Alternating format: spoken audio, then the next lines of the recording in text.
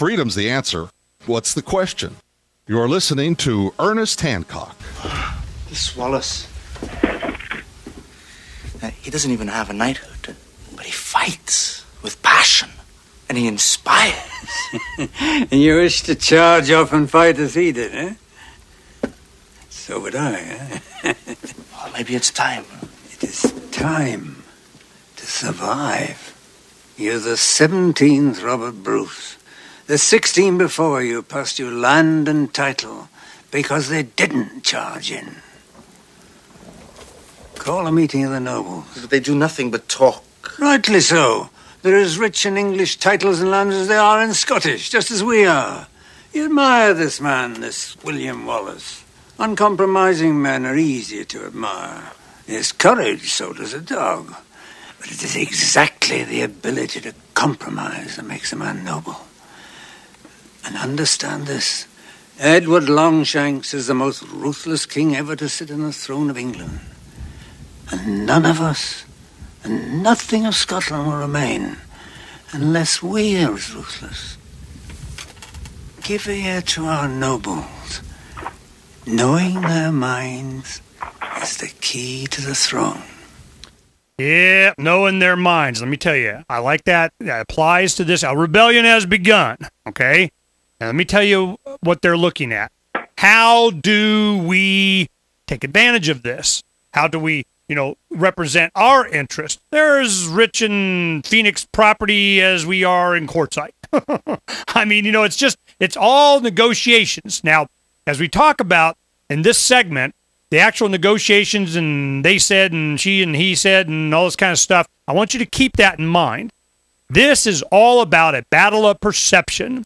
In the beginning, when this first started, I remember the chief of the police out there making a big stinking deal out of all the people out there are getting all riled up and everything. They're akin to domestic terrorists. Or we hear this before. That guy was Russell Pierce on me because we were opposing the RFID chipping of everybody in the name of immigration. Well, it had an impact, and they're like, whoa, you domestic terrorists, you're not supporting our whatever the heck it is. And I go, yeah, I hear this all the time. It's a new phrase, and they want to get you on the list. So now we have in negotiations for this, is there a negotiation? I mean, Stewart, tell me. One, you got to be careful how you're dealing with these guys because you're an attorney. I mean, I got to keep reminding myself you're an attorney, and you represent who? I represent the mayor, Ed Foster, and also Jennifer Jones, and also Michael Roth, one other activist down there, Ron Poller, who was arrested. Okay, how do you represent them in what way? They're what? Well, I'm a civil attorney for their wrongful arrest lawsuits. We'll be suing most likely in federal court under Section 1983, violation of civil rights. Yeah, that'd be good. That doesn't get used enough, in my opinion.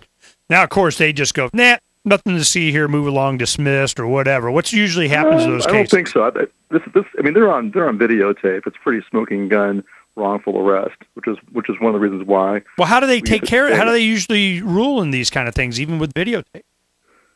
I think, usually you get a settlement because they don't want to go to trial. And because a trial, who knows what a jury's going to do? Well, I want to find out. I want to go to trial, man. I want to go to trial. You drag this thing out as long as possible. I'm down with going to trial, but usually they settle because they want to avoid going to trial and taking the risk. Yeah, but I don't want to avoid going to trial. This is, and it's up to you, I know, and these people and so on. It's up to my clients. I know. Well, Mark Victor, we have a lot of these kinds of cases. In fact, we're involved in some now. And they always anticipate that you'll settle. It's just a nuisance, just settle. Here's some settle. We'll throw you a little bit of bone settle. And we're like, man, you guys don't get it. We don't want to settle. You don't have enough money for us not to get the Benny out of this that we did this for. We did this, so we don't settle. We're not settling anymore. I'm just so sick of this settling stuff. No, we want to get discovery. We want everything out. When you go to trial, what do you wind up in the end with? It's the same problem. You wind up with this money in your hands. And whose money really is it? That's a sad thing. So what we have to do in the long term is to make them personally accountable and personally liable. Have their homes be on the chopping block if they do something wrong, not just money that comes from the citizens. So that's another fight altogether. Well, that's, we've attempted that in the past, and they always, if they got a shiny badge, they can get some judge to say, it's not you, it's the, we're going to get the taxpayer. And so now as you're talking to the police department, I guess they're aware that you're coming. They've been commenting on it. Are they going, where's your permit? We got to get a permit. You got to have a permit. Are they talking about permits? Nope, there is no permit. Well, here's the big point is you don't need a permit as long as you're not blocking traffic. So if you want to walk down the sidewalk, the First Amendment's your permit. The only excuse for a permit is if you're going to be blocking the street. The Quartzsite has no permit process. But we went ahead and we had someone from our organization email the chief and said, hey, look, we're coming. Do you think we need a permit for anything? And he said, well, no, there's no permit process.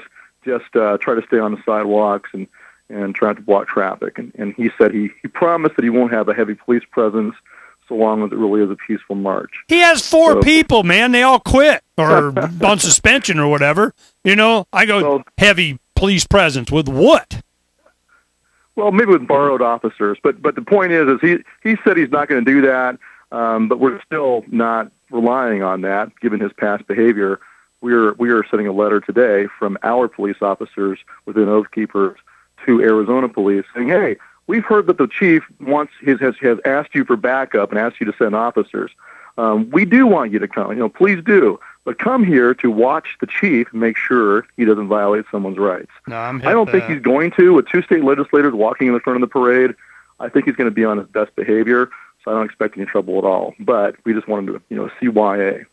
And it's a night before, it's a day after, it's for months and years post, and whoever went and they take license plates of everybody and they've been running them through the what do they call that? NICS. What does that stand for? NCIC. What does that stand for? National Criminal Investigative Check System, I think. And it came out from the clerks there. They start doing some discovery on this. I tell you what really brought, the officers are kind of damn, was when the insurance company started saying, look, we want to see all the paperwork with this person's name on it and see if they got a claim that any validity. All of a sudden they find out hundreds, seriously, hundreds of times they're checking people's names through the criminal data. What is that? That sounds just mentally unstable to me. No, it's also a felony. If you abuse the NCIC system, and I guess it stands for National Criminal Information Center. That's apparently what it stands for.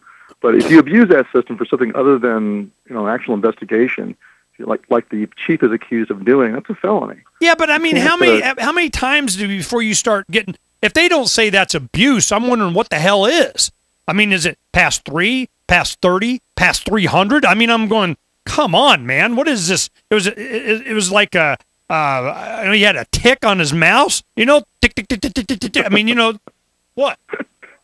Yeah, if the FBI is not going to investigate that, then what would they ever investigate? So that's a good question. See, this is the point that I want stressed on this. We are very fortunate that we have a small town. We have a few people in positions that knew exactly what was going on, by whom, for what, and they are ready to testify. They're like, and they're going, look, man, you start doing disclosure on this stuff, and it starts. So that's why I don't want to do settlement. I want deposition. We're going to have us some depositions because this is much larger. Because you know why? Because Quartzsite's got a push pin in it. Quartzsite's got a push pin in it. Quartzsite. We need to know that song.